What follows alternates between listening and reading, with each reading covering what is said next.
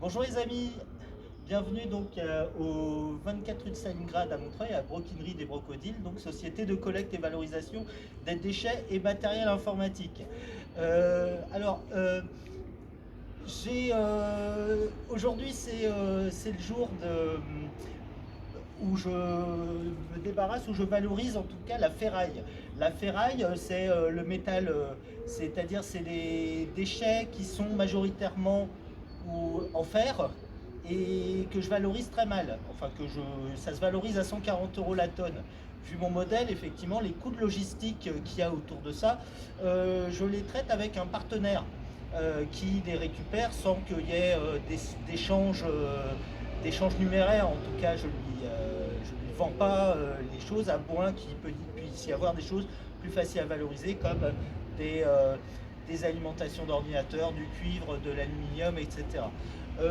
Donc en attendant, la ferraille, c'est Kaoukab l'entreprise, donc qui mérite d'être soutenue. En tout cas, c'est une démarche. Si vous êtes sur la région parisienne, vous pouvez regarder Kaoukab, ils enlèvent les déchets à partir de 40 kg. Et donc c'est un service utile pour les entreprises et voilà, ou les producteurs qui ont des déchets métalliques et qui ne valorisent pas. Voilà, kaoukap.fr en tout cas. Voilà. Donc c'est le service que là j'emploie effectivement avec eux.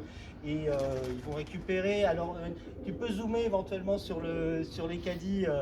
Enfin, tu peux passer effectivement, balayer un peu le truc, Elias. Elias, c'est mon apprenti en tout cas qui est en train de faire la vidéo.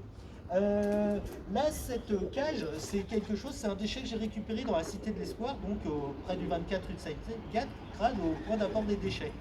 Je tiens à dire que je suis locataire d'Est Ensemble Habitat bon, voilà, voilà. Alors, j'ai un local de 45 mètres carrés, mais quand on collecte plusieurs tonnes de déchets par mois, ben, ça fait un peu cage assez vite, on se retrouve un peu coincé et à l'étroit dans les 15 mètres carrés.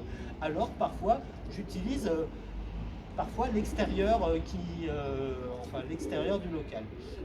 J'ai eu un rappel à l'ordre de la part d'Est Ensemble Habitat pour me dire qu'il m'était interdit de dépasser sur l'espace public pour des raisons de sécurité, de bon voisinage, etc.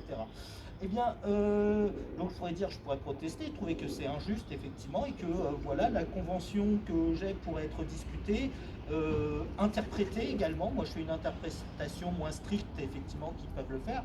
Et voilà, mais après, je choisis de dire que la contrainte est fertile, et puisque finalement, on peut tenir dans un petit espace.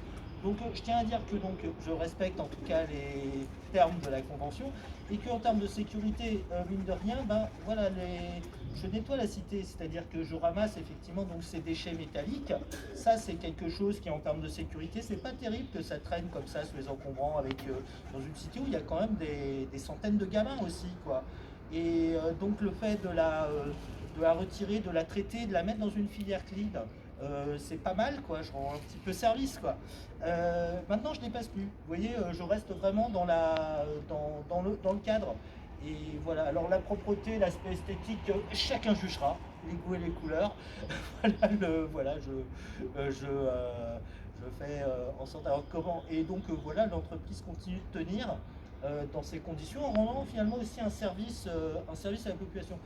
Dans le fer aussi, quelque chose que je collecte, et il y avait un débat là-dessus, ce sont les bouteilles de protoxyde d'azote. Ce sont un déchet métallique très particulier, dangereux, coûteux pour la collectivité, notamment le SICTOM, effectivement, et donc les collectivités. Moi, là, je vais aussi les mettre dans la filière clean aussi, les bouteilles de protoxyde d'azote qui ont été collectées ces temps-ci, en fait, dans la cité. Il y en a plusieurs dizaines, hein, quand même, que je récupère par mois, je récupère plusieurs dizaines de bouteilles de proto. Elles sont intégrées dans une filière clean. Elles vont pas faire péter les machines du SICTOM. Elles vont pas traîner, dans la rue. Voilà, je les vide avant de les traiter, avant de les fournir. Et donc voilà. Bon, comment je suis rentré dans les cage et est-ce que voilà, on va me laisser sortir, ça c'est à voir. Enfin, voilà. Ce sera tout pour aujourd'hui. À vous les studios.